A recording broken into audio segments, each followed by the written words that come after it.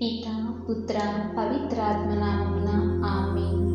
ఎంతో భక్తి శ్రద్ధలతో పునీతుల జీవితాన్ని ఆలకిస్తున్న జ్ఞానవాణి ప్రేక్షకులందరికీ శుభాభివందనాలు.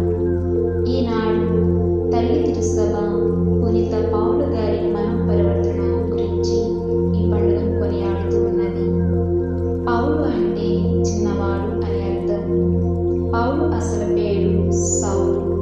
ఇతడు బెన్యమీను గోత్రికుడు కనుక అదే బెన్యమీను నుండి వచ్చిన ఇశ్రాయేలుల మొదటి రాజు సౌలు. ఆ సౌలు పేరుని పౌలుకి పెట్టారు. పౌలు చిన్న ఆసియాలోని తార్సు అనే పట్టణంలో జన్మించారు. పౌలు తండ్రి గుడారాలు తయారు చేసే వ్యాపారస్తుడు. పౌలు కుటుంబం వారు యూదా మత నిష్టలు కలిగిన వారు.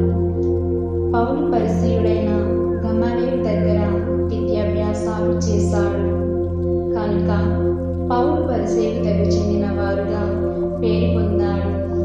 ఇతడు బహు ఆస్తిపరుడు, విద్యావంతుడు. ఒక మాటలో చెప్పాలంటే ఆ కాలంలో వివిఐపి అని చెప్పాలి. అతడికి ఉన్న విశిష్టతలు అట్లాంటివి మరి అని చెప్పాలి. క్రీస్తు విశ్వాసమును బోధించి అందుకు సాక్ష్యంగా నిలబడ్డ స్టెఫెను గారిని రాళ్లతో కొట్టి చంపినప్పుడు సౌలు అక్కడే ఉండి ఆ క్రూర మరణాన్ని ఆమోదించారు. పౌలు యేసుక్రీస్తు వారి పరిచర్యను కన్నులారా ఎప్పుడు చూడలేదు. యేసుక్రీస్తు వారి పరిచర్య ధర్మము, అపోస్తలుల విశ్వాసము ఇవేవి కూడా పౌలుకు తెలియవు. ఆ కారణంగానే పౌలు తనకున్న యూదా మత నిష్ట వల్ల క్రైస్తవులపై లక్ష్య పెట్టుకున్నాడు. ఇతర నాయకుల బలం పౌలు తోడుకుండగా పౌలు యెరూషలేములో బహుగా హింసించేవాడు. యెరూషలేములో ఉన్న క్రైస్తవులకు లోబరుచుకున్న తర్వాత అతని దృష్టి దమస్కు వైపు వెళ్ళింది. అతను దమస్కునకు వెళ్ళుచుండగా అతనికి ఒక దర్శనం కలిగింది. ఆ దర్శనంలో మాత్రమే పౌలు మొదటిసారిగా యేసుక్రీస్తును ప్రత్యేకతను పొందుకున్నాడు అని చెప్పాలి. ఆ క్షణమే పౌలు జీవితం మారిపోయిందని చెప్పాలి. అప్పటి వరకు తనకు పట్టిన మత పిచ్చి అని కంటి పొరలు ఊడిపోయాయి. క్రీస్తు ముందు తాను ఊడిపోయాడు. క్రైస్తవునిగా నూతనంగా జన్మించాడు.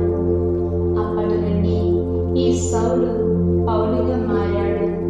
కానీ అయినప్పటికీ పౌలును నమ్మేందుకు అపోస్తలులతో సహా మిగిలిన క్రైస్తవులందరూ భయపడి నిరాకరించారు. కానీ ఆ సమయంలో బర్నబా పౌలుని చేరవేసి అపోస్తలులతో కలిసేందుకు మధ్యవర్తిగా పనిచేశాడు. అప్పుడే ఆయన ప్రయాణం మహాయజ్ఞయాగంగా ప్రారంభమైనది. అన్ని జనులకు అపోస్తలుడుగా పౌలు తన పిలుపును గ్రహించారు. అదే దిశగా తన అడుగులు ముందుకు వేశారు.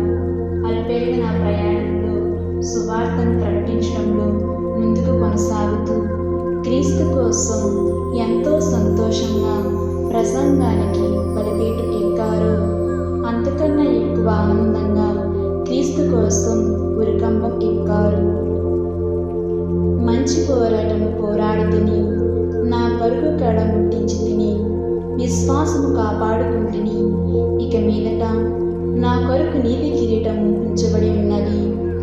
అది ఆ దినమందు నీతిగల న్యాయాధిపతి అయిన ప్రభువు అది నాకు మాత్రమే కాకుండా తన ప్రత్యేకతను ఆపేక్షించు